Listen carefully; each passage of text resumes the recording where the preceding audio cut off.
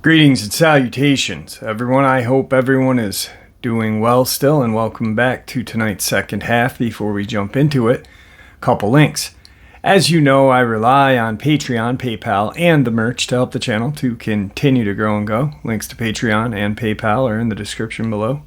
Merch is displayed directly under the video. Also, Dogman, Frightening Encounters, Volume 1 through 3, the audiobook versions. They were written and researched by Tom Lyons, narrated and produced by me, Jeff Nadolny. Those audiobooks are available on Audible, Amazon, and iTunes, the links to which are also in the description as well. And finally, last but definitely not least, if you'd really like to help support this channel to continue to grow and go, simply subscribe. It doesn't cost you a cent. Click that like button. It takes half a second. If you don't want to miss any of the informative uploads I put out daily, click that bell icon, and finally, please leave a comment. Why? Well, because all of these things really do help this channel to continue to grow and go, and folks, they matter. Now, everyone, I have taken far too much of your time. Let's get into tonight's second half, shall we? Today's first experience. This experience takes place in southeast Texas, within 100 miles of Houston. I was in college, but had moved back with my parents for a semester after some roommate drama. My parents live out in the country, miles outside of town, with some acreage. The land in the back of the house consists of 4 zones, really. You've got the backyard, with some nice St. Augustine. The back, which is a section of woods my parents cleared of underbrush and kept fairly maintained. The back, which is a clearing we used to go back and do bonfires and party in high school. And then the woods. After high school, my parents kind of gave up on keeping back the brush and weeds from anything except their nice backyard section. So imagine a big backyard fenced by a wall of tall weeds and large trees that goes back a while, and then a field of giant weeds transitioning into solid, dense woods with some oak, pine, yuppin, and briar, and all of that. I also had this dog that my parents let me keep outside. They had a big chain-link dog run she lived in since my parents had no perimeter fencing besides some barbed wire at the very back of the property, and this dog was not the type to stay in one spot. In fact, she was aggressive to other dogs, always going after them, acting tough, and I sometimes worried she'd get out and kill the neighbor's chickens. She was about 60 pounds, and not a jumpy or scared dog. Since I was in college, I had no curfew or anything and would always come home late at night or early morning, hanging out with friends or studying or whatnot. On this particular night, it was pretty cold out. 50 degrees is cold. Can't tell me any different. And even though she had a house and a bed and straw out there, I felt bad for my dog, so I decided to bring her in and sleep in the garage. I should have been more careful because this happened quite a bit, but somehow this dog always got me. She would wait in the back until the gate was unlocked, and I was in the run. Gate closed with an unlocked horseshoe latch. Run around me, pop the gate latch with her nose, and bolt off. So of course she did this, and my dumbass was left standing on the run in the cold in the middle of the night. I was pretty chapped because I knew I had to go and find her and bring her back. The moon was pretty bright, and I had seen her fly into the weed wall and disappear, so I followed her without a light, calling her name. There were some little trails through the weeds that we tried to keep open so we could access the property, but these were less wide than a person can walk, and the weeds were about head taller than me, so it was pretty dense. Anyway, I had gone a ways and had passed through the wooded section out into the clearing, solid weeds 5 to 8 feet tall. And I get quiet listening, trying to hear sounds of where she might be. I hear intermittent rustling out toward the woods, which at this point are just really dark outlines at the edge of the weed jungle. The rustling wasn't the sound I expected, since she usually just crashed through the weeds. In my head, I'm thinking, what the hell is she doing now? Honestly thinking she's probably rolling around in some dead skunk, and I was going to have to give her a bath. Figured it was just my wild-ass dog. I make my way toward the noise, calling out her name again. As I got closer, it became apparent the rustling was not the sound of an animal charging through the underbrush, but more like something intentionally shaking the trees, like if you'd grab a branch and shake it, and all of the connected trees and vines would shake as well. I was close enough now to make out individual branches silhouetted at the top of the tree line, and could see that whatever was going on was causing the trees to shake all the way up to the top. This was off, and decidedly not my dog prancing around. I shut up and froze. I hear in all these stories people talking about how when they notice the woods go silent. I can't remember if that happened or not, but as I stood there, I clearly heard 2 or 3 loud, deep huffs. I guess it kind of sounded like a bull, but with a deeper fluttering to it. Not like a tonal sound a cow makes, but the deep, heavy exhale when they are defensive, and seemed to come from around my head height. For some reason, my mind registered that this thing was a lot closer to me than the tree line. I also remember the distinct feeling that this noise was directed at me. I got this terrible feeling in my gut, like whole body fear and panicked. Rational or not, I yelled my dog's name with all fear and urgency. You know how your voice gets higher and louder at the end. And turned and ran as fast as I could. Either my dog heard my tone or got scared, or she was scared of whatever was on the tree line as well, because as I crashed through the weeds, she came up on my left from the creek and flew past me like a bullet. When I got to the open garage, she was trying to get in the back door to the house, jumping on it like a crazy animal. I closed the garage and put her in her kennel and went to bed. I don't know what it was, and at the time I convinced myself it was one of those hogzillas you hear about. I've been around plenty of cattle, and I've never heard one make a noise quite like this. Not saying it couldn't have been, but something just didn't feel right. This was like 10 years ago, but I know for sure I'm still going to think real hard about it if I ever have to go back there at night alone again. Today's second experience. I worked at a summer camp in West Virginia. Now, I'm not from West Virginia, and at the time I didn't know anything about experiences with cryptids and what have you. I came to know about these things thanks to social media after leaving that summer job. At the time, I thought what happened to me was just my imagination or being vigilant about my surroundings. For some context, the summer camp I worked at had employee campgrounds. We all slept in tents. Each tent had 2 people, and they were placed near a pond. My tent was near the tree line to a little piece of wood. You can see deer, bear every once in a while. I would constantly worry about having encounters with bear at night. Tonight, after having some drinks with some coworkers at a local bar, I was pretty spooked about the campgrounds. I didn't know why. I felt heavy to walk through the tents. I went into my tent and grabbed my toothbrush so I could get ready for bed. I walked to the bathroom, washed my face, brushed my teeth. As I'm walking back to my tent, I dropped my toothbrush. Something made me look around. I felt like I was being watched. I looked, and there was no one outside or around me. I noticed that no one was at the bathroom either. I didn't hear crickets or nocturnal animals that you'd hear every night. It was completely silent. I picked up my toothbrush and kept walking to the tent. As I pulled up the zipper, I felt this piercing stare coming from the tree line. It felt dark, big, and heavy. I froze and looked straight at it. I couldn't see anything, but I know I locked eyes with it. My body just told me to get in the tent and close it up for the night. When I got inside, I put all of my things away and changed into my sleeping clothes.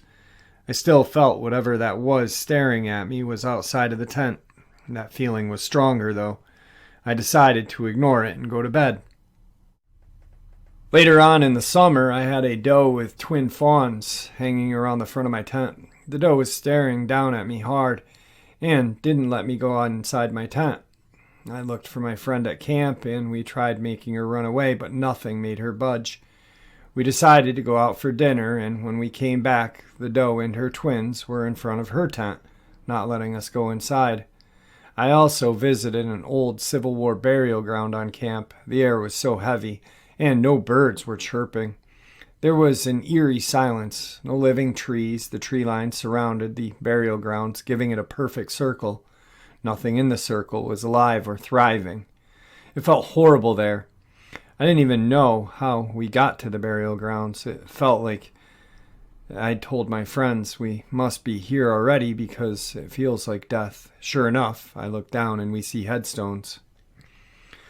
My experiences there were strange, but I enjoyed every bit of it. West Virginia is a magical place. Yes, it is a very magical place. A lot of places in America are magical, but they're very dangerous as well, as we all know with all of the attacks and disappearances happening in West Virginia, Tennessee, Kentucky, North Carolina. The hotbed. Moving on. Today's third experience. We have a cabin that's remote. It's where I stay for work. I'm always told not to go alone for safety reasons, as it is very remote. Things can go quickly wrong, and it's far from help. This trip, I went alone as I needed to get some work done there. I also needed time to get away from the city life. Getting out into the wild is a great way to reset. I needed that. My trip ended up taking me a long time. I got into the camp at around 1:30 in the morning. I stopped the truck, put on my headlamp, and went straight to the warehouse to get the generator going. I connected the power, and the cabin lights light up. There was a ton of snowfall, so I did my usual inspection to see if I could spot any tracks around the cabin, wolf tracks, moose, or humans. I didn't find anything. I head into the cabin, light a fire, and cook myself a meal. As it's remote, there isn't a cell service, but I did download some movies on my phone to keep me occupied. It helps me fall asleep. I did eventually fall asleep, but at 2:30 in the morning I decided to add some more logs to the fire to make sure it lasts through the night. As I'm doing this, I noticed I heard someone or something walking on the deck toward the front door. You know that sound when snow is being crunched by a boot? That's what I was hearing. I thought, weird, I haven't heard a vehicle pull in or anything. So I listened just to be sure I'm hearing this correctly. Then I'm 100% sure there's someone or something outside. I get up from the chair where I was sitting, then immediately look out the window, then move to the front door and unlock it. Then I look towards where I was hearing these footsteps. I call out to see if anyone's there. Nothing. I thought to myself, well, whatever it is, it wants fear, and there's no way I'm giving it that. I close the door and lock up to be sure.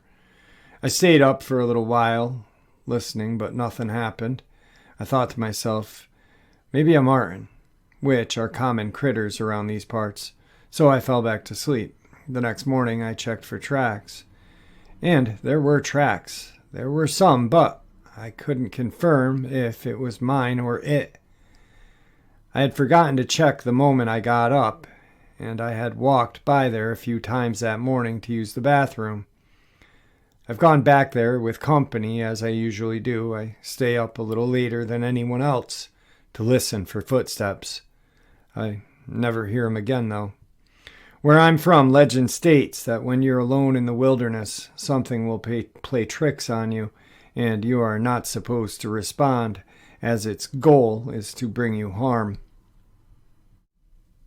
This next story is dedicated to my friend Paul Evans Patterson. I will be interviewing very soon.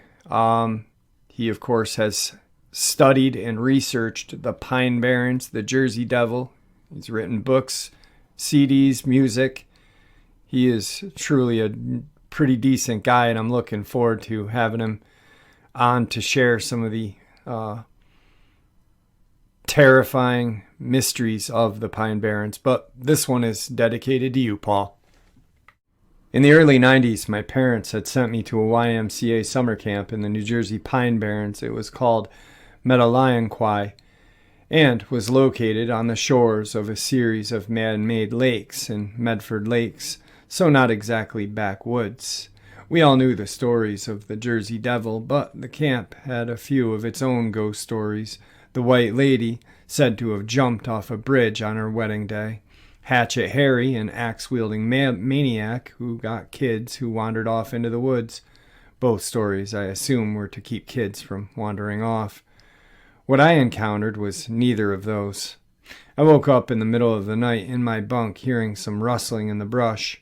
The cabins were basically a half a wall with screened windows all around to save for the back wall, with 8 bunk beds, 4 on each side.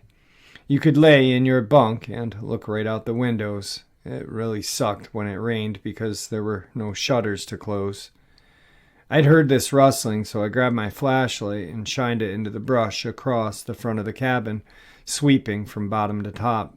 There was nothing else in that direction save for woods, as our cabin group was right on the edge of camp. I didn't see anything out there, so I put my flashlight out and got ready to settle back in. But then this light appeared. It was this bluish white light and flickering slightly, sort of like a firefly. The light slowly followed the same path my flashlight had traced, bottom to top, then disappeared.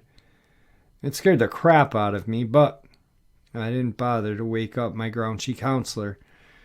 She wouldn't have believed me anyway, since I was already seen as a troublemaker. So I just squidgeted down into my sleeping bag and tried to fall back to sleep. I never saw it again after that point. My best guess is some sort of firefly that thought my flashlight was a prospective mate, although the fireflies in the area usually had a greenish hue. I've shared this before, got some response. Anyway, if you'd like to check it out, check on Google Maps for the exact cabin. 39.844-21359228252 and 74.77478545717896. Today's final experience. My brothers and I all remember this slightly different, but I am mainly going to focus on how I remember it happening. Also, before I go any further, I just want to say that there are mentions of abuse and neglect throughout this, and so if that is something you find difficult to hear, I suggest you proceed. One last thing, this is absolutely true. Whether you believe it or not, it's up to you, but I know what we saw, and I know it's true. To give some context before we get into what happened, my name is Ollie. I'm currently 22 years old. My brother's name is Ethan. He's 24. James is 20. We currently live in Texas. This happened to us sometime in the summer of 2011. We grew up in a very rural area of Galicia, Spain. We're British by blood, but Spanish by culture. Growing up, our parents were neglectful. They were alcoholics, and their idea of raising us was ensuring that we had a place to sleep and not much else. But they tended to leave us alone for long periods of time while they were going on booze cruise, so we had grown accustomed to taking care of ourselves. Ethan almost became a father to me and James, and even though now I think to go to him first if I have a problem. It all started one week in the summer of 2011. Our parents left us 20 euros for food and told us they would see us soon and left. Like I said earlier, we were used to this, and it didn't bother us as much as it should have. Our parents would shut off the water supply or not pay the bill while they weren't home. Either way, we ended up with no running water. There was a lake 3, maybe 4 kilometers away from the house. After a couple of days with our parents gone, we were starting to smell. We knew a little private area covered by trees where Ethan would make us all bathe, and where we could wash our clothes the best we could.